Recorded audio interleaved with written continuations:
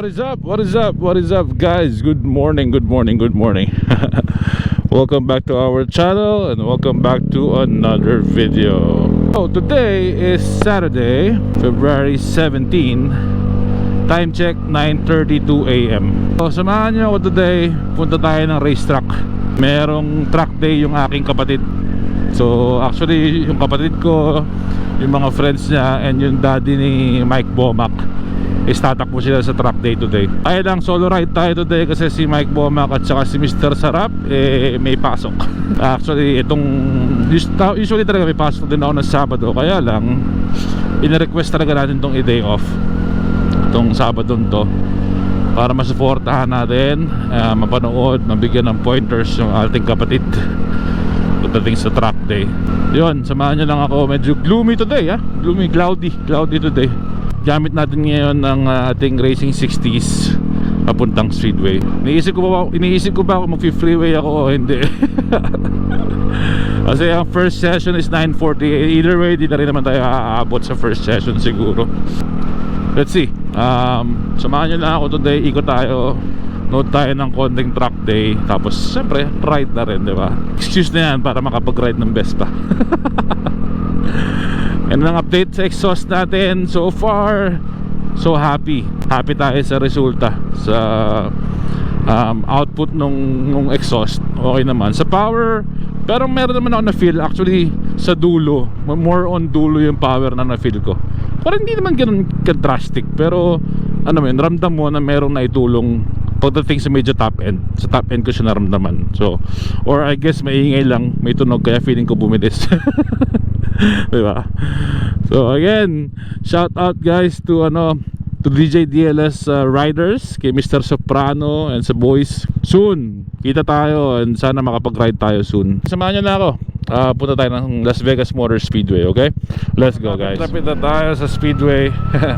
Share ko lang sa inyo itong entrance na yan. Pag dinaretso mo yan, may pila ng kotse na yan. Yun yung Air Force Base namin dito sa Las Vegas, Nelly's Air Force Base. Nung dito pa kami nag-work sa Speedway, nung nandito pa yung work namin, araw-araw maririnig may mga jets na nagte-training, mga makikita kang kakaibang klaseng aeroplano.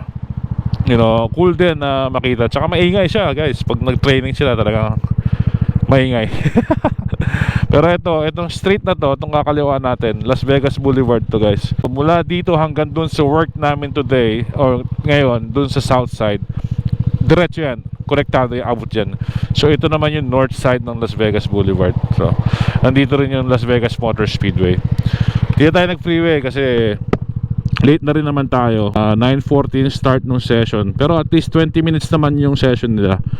So abot pa tayo, makakapanood pa tayo ng konti sa Las Vegas Motor Speedway. So ayun, ay sakto, nakapasok lang nila. So nagpapasukan pa lang yung mga kotse, which is good. Abot tayo. Yung kapatid ko tsaka yung mga kaibigan niya nandito na ng 5 AM. Hanapin na lang natin. Pero sabi niya kasi 9:40 yung first session nila. Ayun nga, saktong sakto tayo guys. Outlap pa lang nila. Ayun si Tito Mio, magkakasunod yung magkakaibigan. Good.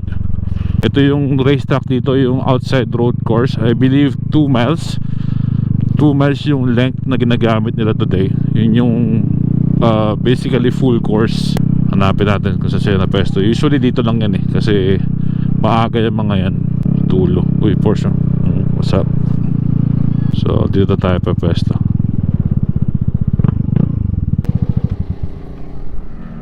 Alright, dito tayo sa track day. Ito yung view natin dito. Pakita ko sa inyo. So nasa loob si JT, si Tito Mio, si Uto, si Christian. Magkakasunod sila. Pero napesto sila sa harapan Pero madaming matutulin sa class na to. Pero ngayon si JT, layo na ng gap po. Ito si JT na una, yung white na Type R. Tapos ito yung daddy ni Mike Bomac, Tito Mio. Upak! Kasi ito yung kapatid ko. Yan, si Christian.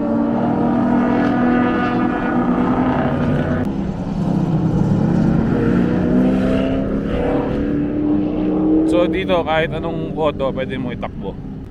Kahit ano. So saya din to. Hindi lang tayo nag-register ngayon kasi nayaan natin yung kapatid natin mag-drive. ang di ko lang gusto dito, hindi pwede mag-ride along sa nagpapa-event na to sa SCCA. Sana makapag-ride along, makapag-bigay tayo ng pointers sa utol ko. Pero alright, abangan natin sila paglabas. Let's go. Alright, tapos na yung first session nila. Kamustahin natin yung kanilang Fast Boy JT. Oh, that's a camera. Ito si JT guys. Ito yung ano niya, Type R. Ayan. Pogi yan. Matulin siya ngayon. Matulin. Ano time mo ngayon? 205? Good job. Yung Supra nag 206 daw. Si Utol 212. Ngayon nagpapalit silang preno. Ubos na. Pero ganda ng pace, ganda ng pacing Tito Mio kanina. So, ito palit ng preno ngayon tong kapatid ko. Di pa kasi pinalitan kahapon. Ayan, palit siya ngayon. Akala niya aabot. Is what it is. Okay lang yan. So may isa pa silang session around 11:40. So panoorin natin yan. Tapos after siguro nun, ride na tayo. Let's bounce na after.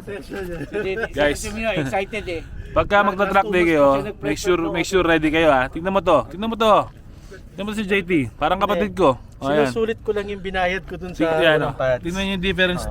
Tingnan niyo yung difference ng pads ha. Sulit na siya, di ba? Ayan o. Ayan yung bago. I got my money's worth. Ayan yung bago.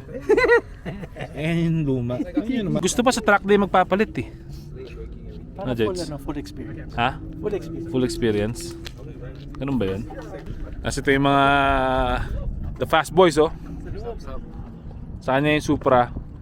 And then yung Corolla na GR. Yan, ito guys oh. Tapos ano ba to?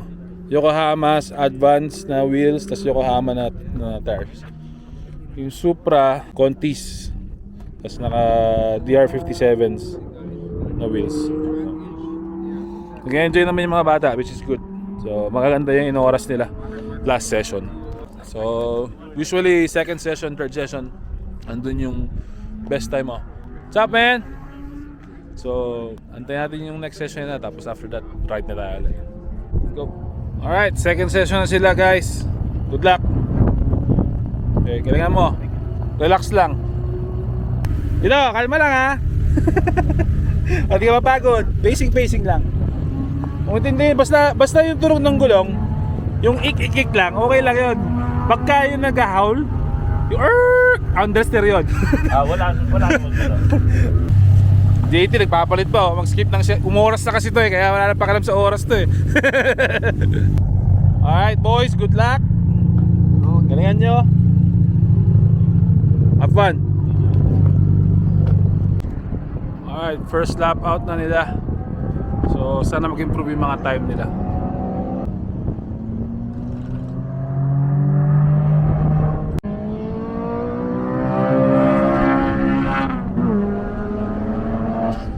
Good session. Musta? 7? You slow down, 1 second? It's okay. Ito. Matangin na. Ha? Puta na, mimiso-miso ka dun ha. Ganyan ako, may isa kang 208. Oh, hindi ko napindot. Tas 210, 211. At least. Maganda. Tsaka puta na, yung M3 kung may isang lap pa, sinibak mo yun. Ano? 209. Hell yeah. Our target was 210. He hit 209. Ilan? 209 baby. Good job. So anong difference ang ginawa mo this time? Momentum talaga. Just go Maintaining throttle, di ba? And then look for your exit. Ako na yung first start. Okay na. Guys, dito mo yun. Ha? Puta, iniiwan ka eh. iniiwan si Jack eh. Galit, 208, third lap na yata. Tapos 210, 211. Pero nandun ka lang, 210, 209, 210. Tsaka mas maganda talaga, nasa likod kayo, wala kayong masyadong Hindi ka pressure. Entry lang eh. Yeah.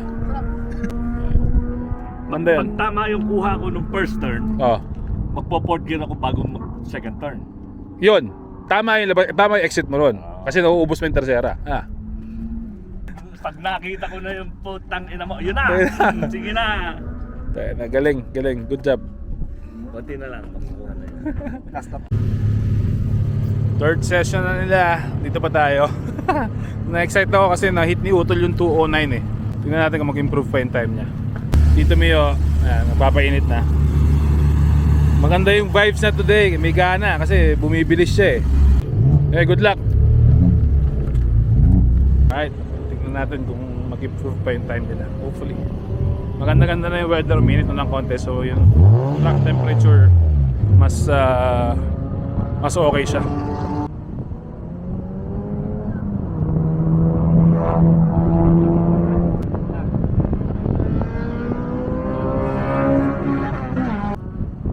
Pukpukan yung dalawa, oh. Pukpukan yung dalawa, si Tito Mio at saka si JT.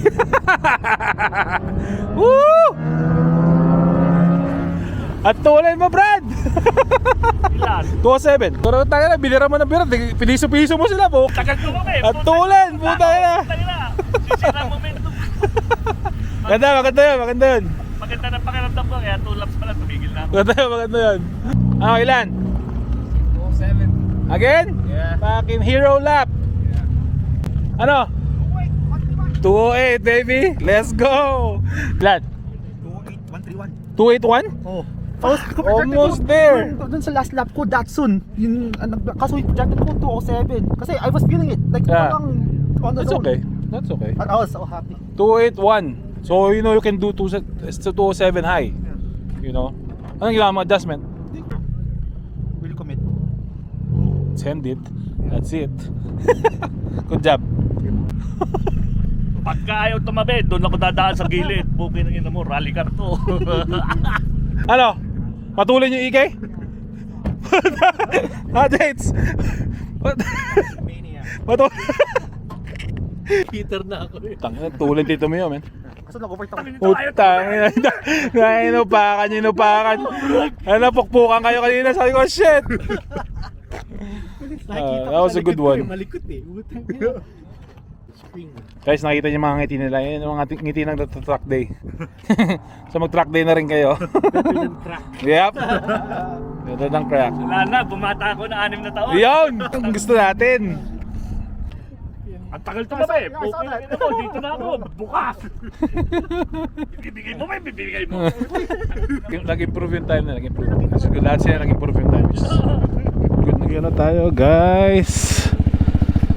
Third session. May isa pa silang session pero hindi natin tatapusin. So good day sa kanila to kasi lahat sila nag-improve. Improve yung times nila. Bumababa ng bumababa, which is good. That's what matters. Ang kalaban mo dito sarili mo, hindi yung ibang kotse. So pero good driving. Lalo kay Tito Mio. Shout out sa iyo Tito. Para kang bumalik sa pagkabata. Good driving. Ingat. Galing. Good job guys. Isa ba? Last session ha. Galingan nyo. Tor. Yo. Pero ito yung sound check natin. Di pa natin na sound check na maayos pala ng isang araw. Sound checkin natin itong exhaust natin. Oh. Narutong din naman. So ngayon uwi na tayo or baka ikot muna tayo kasi yung mga asawa namin may lakad sila tonight. Manunood sila ng Magic Mike. Maganda yun pag uwi nila, di ba? Galing silang Magic Mike. Alam na this. So yun nga, yung track day, nag-e-enjoy yung mga bata. Magandang outlet to sa kanila. Instead na iba-iba yung gawin, dito na lang, you know, track day na lang yung pagkagastusan nyo. Kotse na lang, motor, huwag na ibang bagay. Okay na yan, di ba? Kapatid ko na, kasi nung minaneho ko yung kotse niya before, nung stock pa, pumoras ako ng 208. Kasi inbound stock yung kotse niya. So sabi ko, nung last session niya na dry, kasi yung huling track day na umulan yun eh. Yung last dry na track day niya, ang oras niya is 2:17, diba? So sabi ko sa kanya, konti na lang aabulin mo, 9 seconds na lang, kaya mo yan. Uba siya nung umaga, parang 2:12. Sabi ko okay. Second session, sabi ko ang target natin is 2:10. Nabit niya, naging 2:09. Sabi ko okay, adjust tayo konti sa driving, konting maintain pa ng momentum. Lumabas ng third session 2081.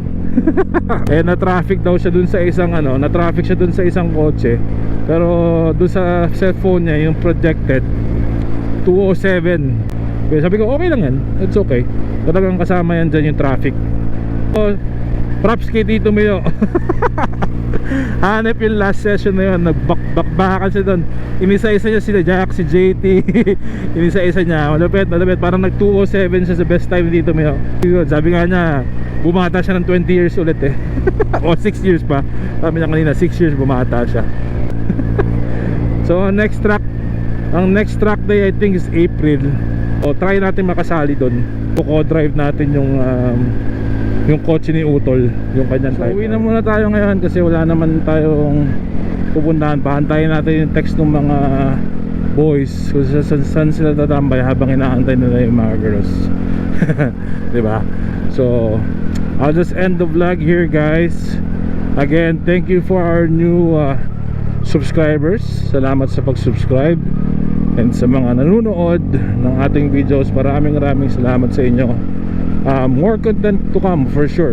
Mapa Vespa man yan, mapa off-road man yan, mapa multistrada man yan, di ba? We'll try to make more content, you know. Bukas is Sunday. I'm for sure it's gonna be a Vespa day to work. And I'm excited. So I don't think lang meron kaming extra ride after, or maybe after paglabas ng work, kung meron kaming extra ride, kasi medyo busy sa work tomorrow. So I think makakalabas kami yan padilim na ulit. Pero kung may ride, sasama namin kayo. Alright, until the next one guys, ingat kayo dyan and enjoy. Let's go.